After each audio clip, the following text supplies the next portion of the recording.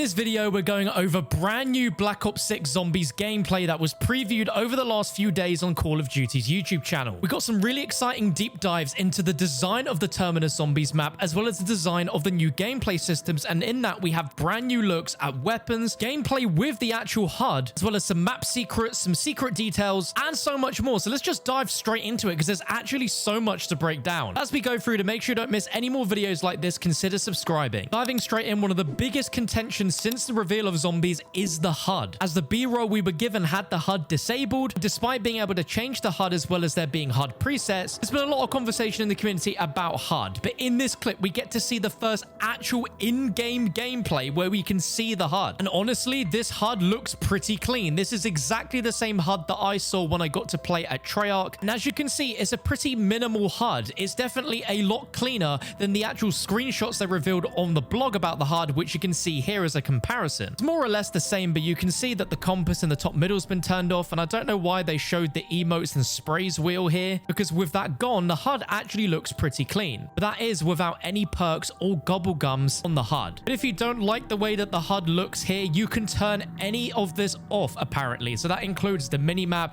that includes the coordinates in the top middle. But when we see live gameplay of Zombies at COD Next, this is what the HUD gameplay is going to look like, and this is our very first look. Let me know what you think about it in the comments below. And as that mystery box is going, there are some very interesting weapons appearing in the box. Like there seems to be an AS Vow, as well as potentially a Dragunov sniper. We also got some brand new gameplay of the new permanent upgrade system Augments coming to BO6 with the examples of Energy Mine. We get a look at this menu here to show you the different augments available for Energy Mine, both major and minor. The majors being Carousel, Scattermine, and Spire, where each of these have genuinely incredible benefits. Carousel has 3 energy mines that float around the player. Scattermine allows you to split it into 3 mines that scatter and detonate one at a time, and Spire, where instead of detonating, the energy mine becomes a turret shooting at targets. And as you've seen, there is gameplay of the Carousel augment where it just looks so cool. And the minor augments for it is High Capacity, which gives you an extra charge, Frequency Boost, which increase the detonation count or duration of energy mine, and Siren, where it will attract nearby normal zombies for 5 seconds, which is an incredible benefit. Now, from what I saw at Treyarch of the menu for this, it's going to be very different to what you're seeing here, as it does mention on the bottom, pre-release image, final product may vary, and from what I've seen, it's a totally different looking menu. We also get some brand new gameplay of weaponry to show off zombie builds, which is the wall kit system from Black Ops 3. Get to see a pretty specced out XM4, which is one of my favorite weapons from Black Ops Cold War. So excited for that to return. Get to see another weapon that looks a lot like the Milano from Black Ops Cold War. Then we get to see gameplay of a green MP5 wall buy, which is a weapon that I remember using when I played Terminus at Treyarch. Get some brand new gameplay of the GobbleGums, where we get an extended look at the brand new Wonder Bar GobbleGum, which gives you a guaranteed Wonder weapon on your next box spin, which we see getting the Beam Smasher. And we also get a really good look at the new Arsenal machine, as it's been completely redesigned, where you can see there's weapons inside of it. Stacked on shelves is the ammo mods, as you now buy the ammo mods through the Arsenal machine using salvage. The machine has a lot more personality than it did before, where it's now like a drill instructor that will shout at you, and it will tell you if you have enough salvage to be able to afford a rarity upgrade or an ammo mod upgrade. There was one thing particular in this trailer which I don't know if the developer was meant to say, but interestingly they word Melee Macchiato like this: deals slightly more damage. One of our brand new perks, Melee Macchiato. Did you catch it? They said one of our new perks, which sort of confirms that there's either going to be more new original perks coming down the line in the post-launch seasons, or that we might get another brand new perk on the launch of the game, but that perk might only be on Liberty Falls and not on Terminus. And on the topic of perks, we're seeing a little montage of the perk machines, but did you notice that the PhD machine is now called PhD Flopper?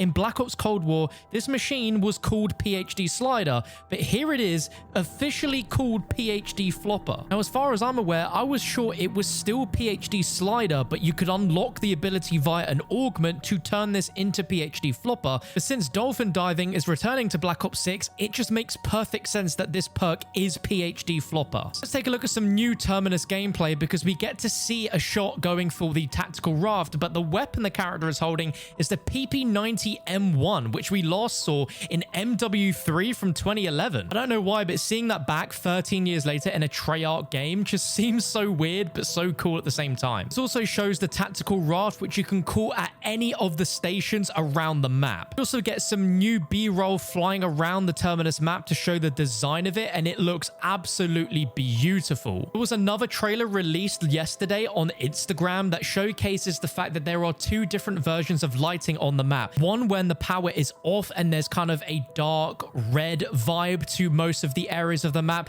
and then when the electricity comes on, the map just looks totally different with the lighting, and it looks really impressive, transforming the map from a purely nighttime map into one that has a ton of light. As we pan through the power room, you can see some very interesting detail on the wall here, where we have what looks to be a human subject being experimented on called NAD13, who is apparently active, stable, still answers to Nathan, and is still food motivated. But it says, do not engage in conversation. Subject is highly skilled in manipulation. Many have started to speculate that this could be Maya's brother, the person that Maya has gone to save in the zombies map and will be helping alongside our characters. But alongside that, we have another subject who is deceased and had sepsis due to ethereous blood transfusion. I think this is all tying into the sort of test tubes that we see right by the third power, where the zombies actually come out of it as a dynamic map event where different zombies can come out of these different lab containers, and this is where we get some of the more grotesque looking zombies that are a lot bigger than the normal average zombie. In one developer shot here, we see a game running where they are on one of the islands, but you can see that there is some sort of in-game objective happening below the minimap. You can see it's quite a big bar with a timer, and I believe that this is tied to the trials of the map that I got to experience, where it's pretty much like Cold War. You activate a trial machine and you have a certain amount of time to complete a certain thing to get you a reward, because you can see that there is some sort of timer under the text. And on the topic of those dynamic events, we can also see in this shot here that the developers are looking at those tubes, but you can see there is some sort of mysterious figure talking to the player, appearing as a silhouetted character, and there's quite a few theories on who this could be. One of the first was it could be Edward Richtofen himself talking to us, but then it would be a case of why are they hiding what he looks like? We all know what he looks like. And a more likely case is that this could be Maya's brother. He could actually be sort of helping us, talking on the intercoms and secretly helping to guide us, whilst there could be other things happening that are stopping that communication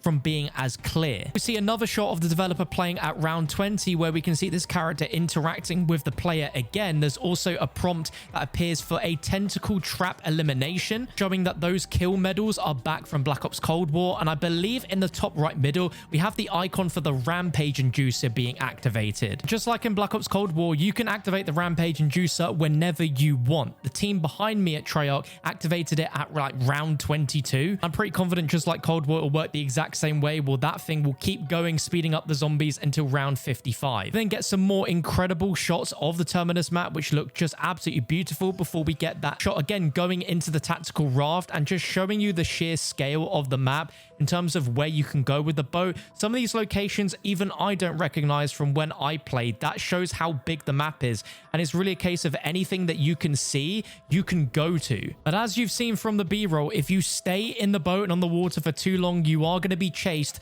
by this tentacle monster, which swarms you with toxic gas, which after a while will start to take out your health, and you need to get back on land, otherwise it's just going to completely take you out. Well, I'm sure that this thing can be taken down to mitigate that, but as it stands right now, we just don't know. I'd love to know what you think about everything we've seen in today's video. I think especially the map's environment telling such a story with the experiments that have been going on. There's just a lot more layers to the environment now than there was in Cold War. Just really cool to see Treyarch hosting so many developer videos like this, going behind the scenes on the map. We've had quite a lot since the zombies was revealed a week ago, and I really hope that this cadence keeps up, because we've just got so much stuff to be talking about constantly, and that's all before we get Liberty Falls' reveal on the 28th of August with live gameplay here on the channel. So be sure to subscribe so you don't miss out on that, but want to see more Black Ops 6 zombies? Click this video on your screen right now.